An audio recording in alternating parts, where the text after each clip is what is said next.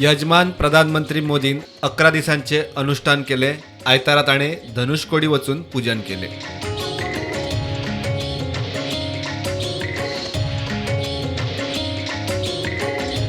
मजगती इस्रोन अयोध्या आणि राम मंदिर वाठाराचे सॅटेलाइट पिक्चर्स पब्लिश केले. Bureau report prudent.